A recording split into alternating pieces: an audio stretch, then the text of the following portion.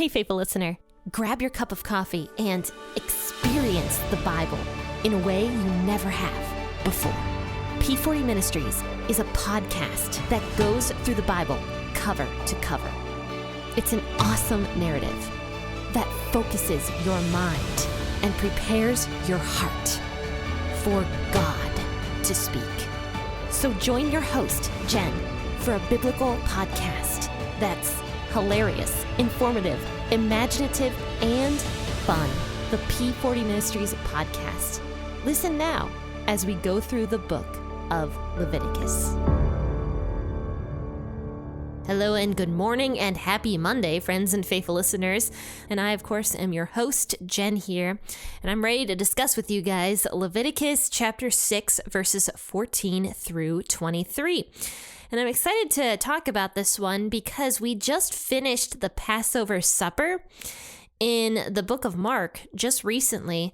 And this portion here in Leviticus is talking all about the grain offering and how that kind of, I would say, like translates forward into the New Testament with the Passover supper. So I'm definitely excited to talk about this with you guys today. And as I always do, I'll be reading out of WEB this morning.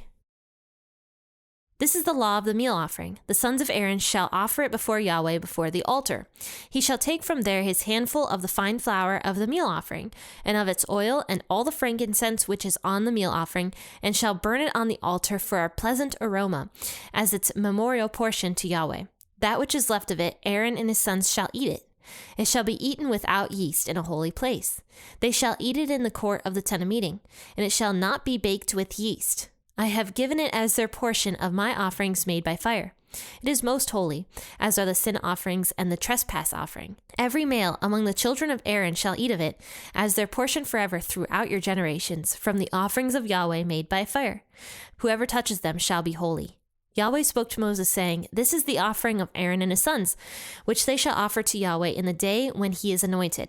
1/10 of an ephah of fine flour for a meal offering perpetually, half of it in the morning and half of it in the evening. It shall be made with oil in a griddle.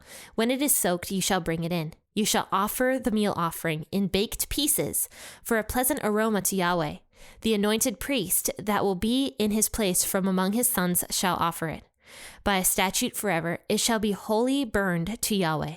Every meal offering of a priest shall be wholly burned. It shall not be eaten. So if you didn't tune into Friday's episode, I absolutely recommend it. I was on with my sister, and it was a lot of fun. She's ridiculous, and I just appreciate both her humor and her joy in life. So it's really fun to do a podcast episode with my sister every once in a while. But we talked a lot about one of the first offerings, which we discussed, which was the burnt offering. And it was basically God giving more instruction on what the burnt offering was supposed to be.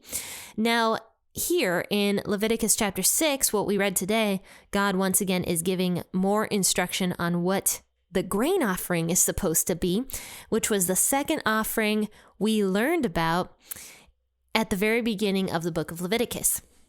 So once again, I'm just going to throw all the offerings out there. You're going to get so sick of me naming off all of the offerings. But they're also for my benefit, so I remember them. Okay, first was the burnt offering. That one represented full dedication to God. Second was the grain offering. That represented thanksgiving to God. Third was the peace offering. The peace offering represented communion and fellowship with God. And when you brought a peace offering, it was basically so that God would give you peace, you'd remain in God's peace, and you'd have fellowship with God. The fourth offering was not an offering, it was a sacrifice. And this one was mandatory. First three weren't. This one was mandatory. That was for when you committed a sin. And then the fifth offering we learned about was the guilt offering or the trespass offering, depending on what version you read. That one also was mandatory and was basically done the exact same way as the sin offering, to the point that people are not actually quite sure if they are different sacrifices or not. And same here. I truly don't know the difference. But anyway, moving forward, today we're talking more about the grain offering, the second offering we discussed, which was the Thanksgiving offering. So God is saying here that when a person brings a grain offering, first, either Aaron or his sons were supposed to burn some of it. And this is talking about a grain offering, I believe, that would not be cooked into anything. Because there are many types of ways you could bring a grain offering to God.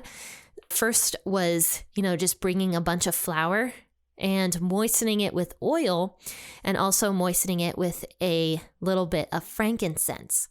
So you could bring God the flour in that way, or you could bake it up. And that didn't require frankincense. That just required, I believe, a little bit of oil. And you just throw it in the pan and you make a nice fried pancake. And then you could bring that, and that could be offered to God in that form as well. And I believe it also could be baked into like crackers and stuff. So there was many different ways a person could bring the grain offering. So now God is going more specifically into just the plain grain offering, not baked into anything, the flour that people would bring. And so it says that when a person brings a grain offering, that the sons of Aaron shall offer it before Yahweh before the altar. So one of the sons of Aaron was supposed to grab a handful of this flour, put it on the altar, and then burn it with fire. One thing my sister and I talked about the other day was the significance of the fire never going out on the altar and what fire really symbolizes. And it's just so fascinating. When I went into that, I was like shocked by how much fire references there is in the Bible, and how that basically translates into God's spirit. So if you're curious about that, go and listen to that episode. But anyway, so the fire was supposed to burn up some of this grain offering. And one thing I talked about before was, what's the point of burning the grain? And it was just a show of that portion belonged to God. That portion was not going to get eaten. That portion was fully God's. So God and God's fire, which was on the altar, that was literally God's fire, ended up burning through that grain offering.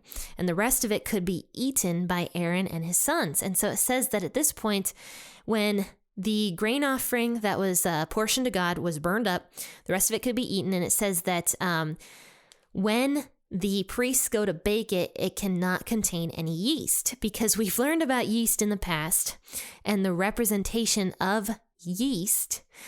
And yeast was something that spread throughout the entire thing of dough, right? So I don't know if you guys like to bake bread or anything like that, but you put yeast in it. Even pizza dough and stuff like that, you put yeast in because it makes the dough rise. And that's how you get the nice fluffy crusts on your pizza dough. So yeah, yeast causes stuff to rise, but it's also a symbolism of sin, that just a tiny little bit of sin will basically corrupt the entire thing, because that's all you need for dough. All you need is a tiny little pinch of yeast to corrupt the entire batch. So that is why God commands the grain offering to be eaten without yeast. And he says specifically why. He says, because the grain offering is most holy. So that yeast can't be inside of the grain offering, because the yeast is a symbolism of sin. And if the grain offering is super holy, then yeast can't be inside of it. And so the priest would have to just eat the crackers and stuff like that. But here's the thing though. It wasn't like God hated yeast. There was an offering you could bring of just yeast. And when people did bring yeast as an offering, it just wouldn't be burned on the altar. That was the one thing that wouldn't be burned. And we'll see later on that there are some bread sacrifices, I suppose, or offerings that people could bring that did contain yeast in them. So yeah, people could bring yeast. People could offer yeast as a Thanksgiving item, I suppose, to God. But if they did, it could not be burned on the altar, basically. But yeah, I mean, yeast is just a representation of sin. So God often associates yeast as sin. So holiness and sin cannot be one and the same, which is why he says, leave the yeast out, for this very holy offering, which is the grain offering. So moving forward, it says here in verses 19 through 23 that now the priests have to do a grain offering every single day, twice a day. And I thought this was kind of cool because when I first read it, I sort of glossed over it and I didn't quite understand, I think, what God was trying to say here. But he's requiring his priests to make a daily offering twice a day. And I really like that because this just shows more of how God treats everyone so equally. You know, because we often think like, oh, God liked his priests better. God likes the Jewish people better. I mean, we hear all sorts of stuff, right? So, but as I'm reading through the Old Testament, I am learning so much how fair God is in every single aspect.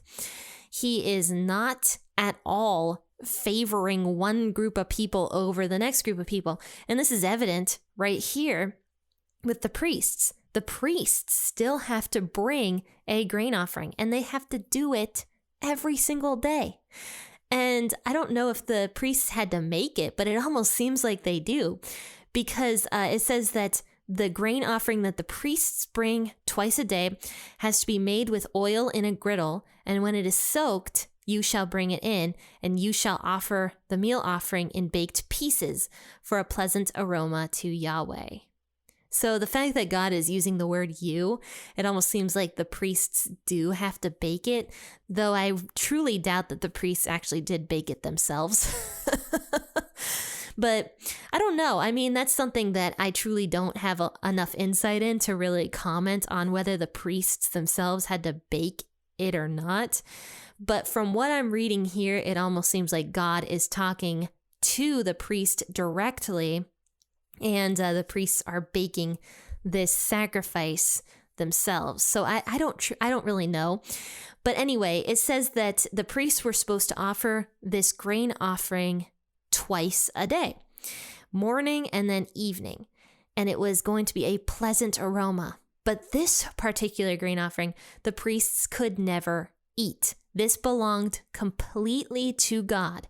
This was something that the priests would bake and would give fully to God, and this would be a pleasant aroma to God. We talked about the pleasant aroma and what that means. You know, the pleasant aroma, it fills the senses, right? When we think of like a pleasant aroma, personally for me, I think of cookies baking in the oven. So when I enter into a house and it smells just so good, that to me is just such a comforting scent. You know, it's so nice. I also think of clean, fresh sheets. You know how you just make your bed and the sheets came out of the dryer and they're nice and warm and they're nice and like they have a good smell. That is what I think of when I think of pleasant aroma. But you know, it's not necessarily the aroma of this burning piece of bread on the altar that God is enjoying the scent of. It's actually the heart of where that person is. You know, where that priest's heart is. That is what God appreciates. That's what God enjoys. And so this priest bringing this offering to Yahweh twice a day would be like a heartfelt thing that this priest was doing. And God would appreciate that. It would be a pleasant aroma to God.